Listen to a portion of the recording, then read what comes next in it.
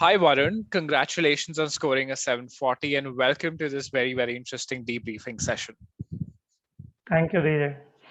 How did I it know you feel? played a big part in this. So how did it I, feel I when you mean, scored that 740? it was like I was so relieved that I'm finally done with the GMAT. Like the past 5 months of all the work and all the effort which I had put in had finally yielded a good result. It was a very good feeling, in fact. And the score finally 740 showed up. I could not believe it. It's finally over. I remember in your email you said that I still can't believe I scored a 740. And yeah, I mean, Yeah. it's something that comes to very few people. Of course, it's a very, very high score. So congratulations about it again. This session is going to be more around two parts, right? One, you got to a 710 on your mocks through sheer hard work, whatever you did, the right way, the verbal course, the quant course. And then we're going to talk about your journey as part of the last mile program as well, where you worked on a hyper specific plan. We're going to show people the kind of things we kind of share in this hyper specific plan too. So let's talk about your journey, right? Till 710. Let's begin with the quant course. So what are things that worked for you in the quant course as a student who's strong with quant? Yeah, as someone who was strong in quant, I was always kind of confident that I'll somehow get like a Q50 and Q51 or something like that. Uh, and at the end of I went through the modules. I maybe half-heartedly went through the quant modules. Like you always used to tell me, finish the course, finish the course. I went through half-heartedly, and I wasn't getting the optimum results. Like you know how I was scoring in substandard ways. I was scoring 46, 45, which was kind of demotivating at one point of time. But then through concerted efforts, we were able to improve the quants, and I was consistently able to get say like 80%, 85 percentage in Scholarinium from like say 60 percentage and 50 percentage levels before. It's not that I'm bad at quant. I am more of a person who is more inclined towards calculus and trigonometry and such things, whereas GMAT doesn't really test those kind of skills, and it's more about number properties and those kind of basic skills. So that's how it's been. Got it. So take me through the quant course, right? So you use it at first on your own and then of course with my help. But let's talk about the quant course and when you used it first. What are the things that stood out for you? Yeah, see, the first 3 months I was doing the verbal, right? So I just wanted to quickly get done with the quant course. I was like about maybe overconfident about my abilities, and I just went through maybe the main concepts and somehow try to get things done. I mean that's a natural tendency, I guess. Hmm. I just try to go through all the concept files and maybe one or odd practice files once in a while, and that's how I finished the quant concepts, and then I attempted the quant cementing quizzes, and the results were not really were not good, not unsurprisingly. So that's how, and then after you came in and you advised me on how to proceed with the quant by going through each and every concept files, specifically working on the practice files and focusing on my weak areas, and those things really helped, and towards the end it saw a huge improvement in my quant abilities. Got it. Got it. So we're going to talk about that help portion as well, but let's talk about the verbal course as well because you spent a fair amount of time on it. What part of the course helped you and in what way? Yeah, the meaning based approach was like extremely I cannot emphasize how important it is in GMAT, because I remember that initially I was not really bad at verbal per se. I have this natural tendency to get the grammar, but somehow in sentence correction especially, you have all these rules and you're just applying the rules, and you get the answer wrong because you're purely applying the rules, not without looking at the meaning. So once you get the hang of meaning based approach, it just changes the whole perspective of how you look at SC questions. And when it comes to RC and this one CR, both have pre-thinking is like a game changer for any person who wants to do well in verbal. Got it. Got it. So as far as the pre-thinking process is concerned, what was special about the e-GMAT way to do it?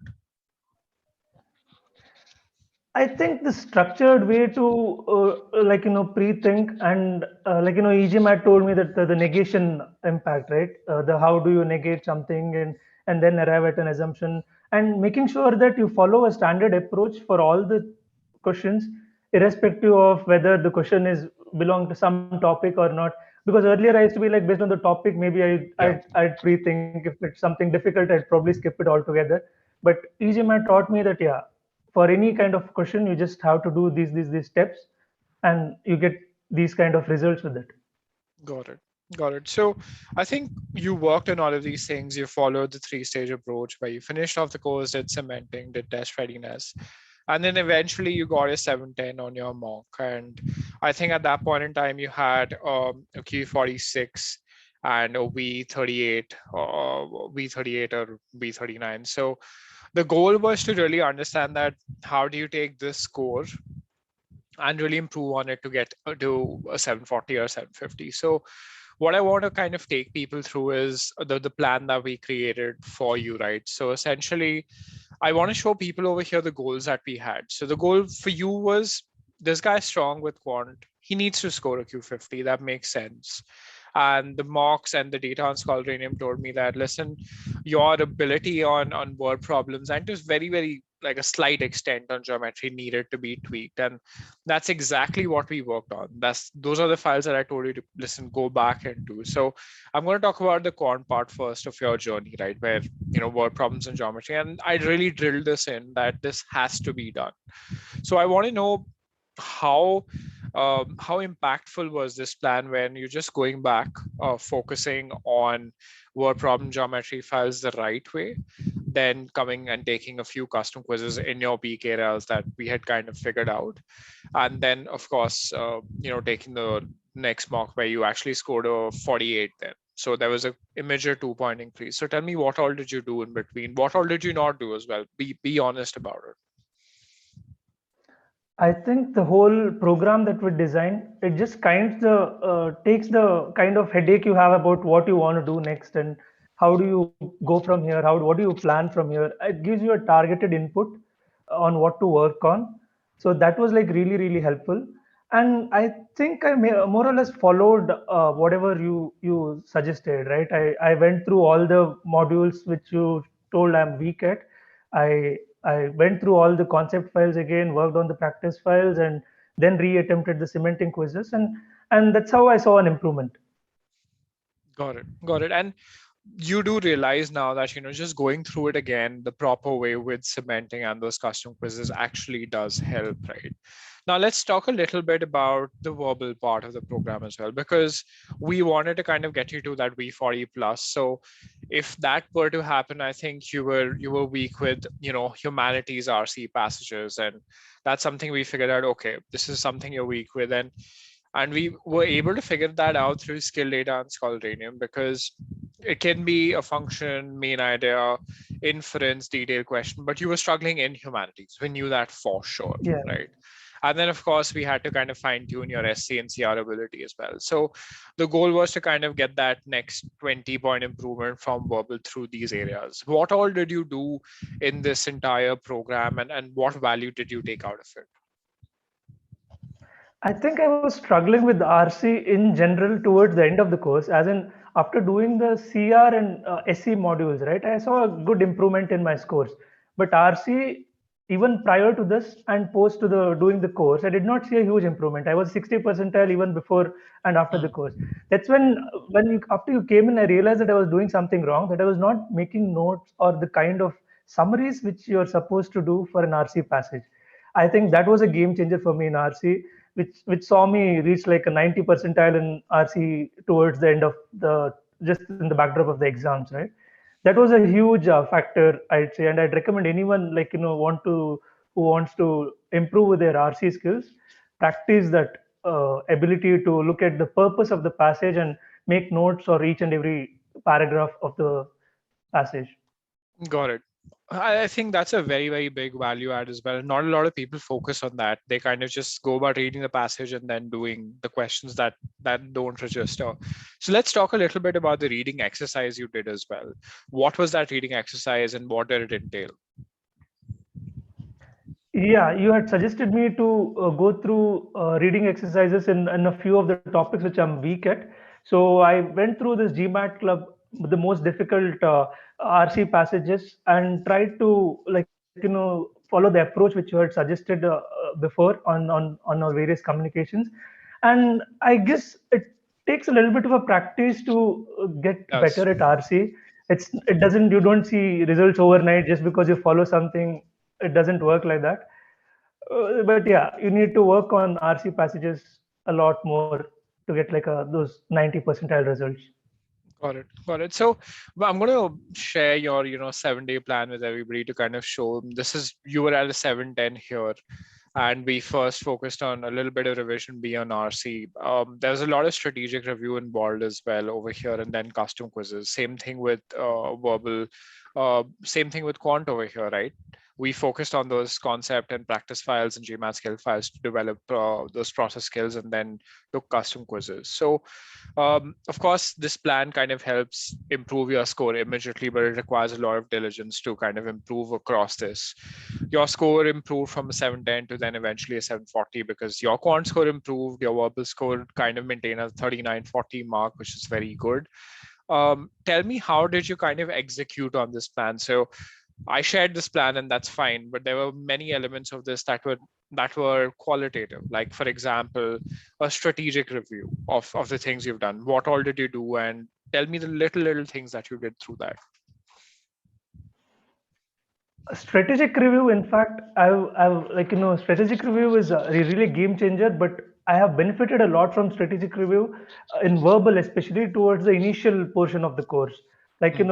I was doing some stupid things like, say, not, it may be two different sentences not joined by fanboys, basically a conjunction. So things like that, I used to make mistake at. Those are the kind of things I've realized through the strategic review.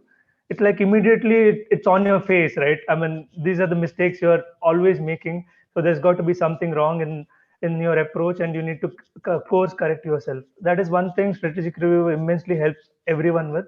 Then coming to quant, can you go again? What exactly? Yeah, we'll just let me show you the program as well. So it's basically word problems and geometry where again it was revision B and then custom quizzes on those very weak areas. So for example, in your case, it was, if I remember correctly, sales and purchase, coordinate geometry, triangles. These are areas that are weak with a lot of students as well. What did you do to kind of fix this? Basically, I went through the modules again. I guess that's a simple answer for everything you're doing wrong, right? I mean, and sometimes it's like maybe you're good at these things. In fact, I could not believe it because I am someone who works on the sales and profitability concepts day in and day out at my job, and I got a 0% when I first attempted the sales. Basically, the thing is, even in a profit, right? We Hmm. usually divide it by sales when it comes to Yeah, a real life sales, and in GMAT, you're supposed to divide it by cost price. So yeah. subtle things like that, those are the really important factors which you need to, which you'll only realize if you go through the course in detail and not skip anything like I did the first time I approached the course. Got it. So no, when you did it again, what did you do differently? Because a lot of people say it's the same question. Why should I do it again? It doesn't make sense. The thing which I did differently might be that I went through the course. I immediately took the test. I reviewed my answers. I saw where exactly which step. Many times I used to think it's as a simple mistake, but there might be Yeah. some approach which you might be faltering at. Mm, That is the one thing I focused on at that when I went through the quant the second time with you, mm. and that kind of changed the equation for me. Got it. Got it. The last part of the entire program is, of course, test readiness. And what a lot of people don't realize is that you need to be ready for test readiness. It's not something that you do and, it just changes everything. So when you were ready for test readiness, and this is again something that I'm a stickler for, that I will not tell someone to do test readiness until they're actually ready. So how does it really help pace yourself on the exam? Because it's a very intensive test, right? Like you really need to figure out what question to leave, what question to stick to. How did that help you approach the exam better? If I remember it right, I had initially mailed you sometime like after the first month or something once I finish my SC that I'm really struggling with my with the timing part. And you Yeah. had suggested a few videos go through the try to attempt like 10 easy questions in 10 minutes or something like that. And I did use that approach, and I think towards the end it just came to me naturally, because even in my GMAT, right, the initial 10-15 minutes, the exam pressure or something, I was quite blank. Yeah. I was not in a position to understand anything that well. And but I had to use those pacing strategies in the rest of the exam. And towards the end I was quite comfortable. I had like 2 minutes for the last question, and I was able to finish this one comfortably. So I think attempting a lot of mocks and making being sensitive about the timing aspect will really help you in the GMAT journey. And I remember that you did struggle a little bit on verbal just to kind of, figure out your timing pace. And now that you've told me that 2 minutes left at the end, that's phenomenal because a lot of people just have seconds left for the last question on verbal, especially verbal. Let's talk about your mocks. You've had an interesting mock experience as well. Your scores have gone from from 710 to whatever they were. So talk to me about how your mock scores varied and how did you kind of attempt things after that. I'd say my mock was a little bit of a mixed bag of experience. I don't know whether it was I was attempting mocks really late at night, or whether it was a concentration issue at home. It was like if I get well in verbal, I do really badly in quant, and if I get good in quant, I do badly in verbal. So GMAT, my final score was the only one where I guess my stars aligned and I was able to reach Yeah. my optimum And this is levels. these are your verbal scores, by the way. So of your entire mock score. So from 660 to 710 to 710 to 700 to 680, right? So these are not phenomenal scores necessarily, but you realize that you were doing something wrong. They were up and down, and of course you got a video feedback from me for it. At sometimes a little too harsh because I was like, you can do so much better, and you were continuously Yeah, improving in quant, and then you will kind of mess up a little bit in verbal when you should not have. yeah, yeah. So Yeah, I was doing those simple mistakes in quant. I don't know why. Sometimes I'd be like, okay, did I really do this? That was the kind of reaction I'd get at the end of my mocks, that did I really do these kind of mistakes? But yeah, being aware of what exactly you're doing, and paying attention to these smaller details, right? In quant especially, those were the ones which is going to help you, because towards the end, right, the 680 which I got, I scored really badly in quant. yeah, yeah, And and and after a 710 getting a 680, it kind of hits you on the face. But it does. you had to yeah, I think so that's when I I gave had you to like work the on really those minor stern differences. feedback that listen, you're not going to improve. I'm telling you, you're not going to improve if you don't do Yeah, this. yeah. For some reason I always felt that maybe the EGMAT platform is quite hard, and when it comes to quant, and Hmm. there was this, it was in my subconscious, that it's harder than the actual. I'll get Yeah, Q50 when I attempt the actual one. But yeah, when I gave an actual mock also, I did not do that well in quant. That's when I realized that I did have some gaps in quant. So I had to make a conscious attempt to work on my quant abilities. That was like got it. a wake up call for me. Yeah, I think that was so important, right? A lot of people feel that, if you don't do well in mocks, you're not going to do well on the test. And I think your case is also an outlier in that way because I think it's the potential that I saw that you were messing up on and just that little bit, that push that you needed because you were scoring a V38, V39. That was consistent, fairly consistent. And your quant score, so it improved from a 45 to a 49, dipped back to a 46 and then a 45. And I was like, there's something wrong that you're doing here. And of course, that's when I really gave you that feedback. Um, so in terms of takeaways for you, what are the most valuable things that you learned throughout your GMAT journey? I think when it comes to the e-GMAT course, right, it has been the strategic review process, and the meaning based approach in anything, and even in my general life, I'm using these concepts right now, whether it's the modifiers when I'm writing these communications with my usual work emails, or even my client correspondences or anything like that. I'm using these approaches too. Hmm. So I think these rules and this kind of approach which you have gained through this GMAT journey is very important in your professional life too. Got it. I think that's a very big learning as well. A lot of people don't realize that GMAT is kind of a way to learn to do business better because it helps me, Yeah, it's a decision-making process more than anything else. right. Again, congratulations on your 740. We are so proud to have you as an e-GMATer. Stay in touch and all the best for your applications. Thank you, DJ.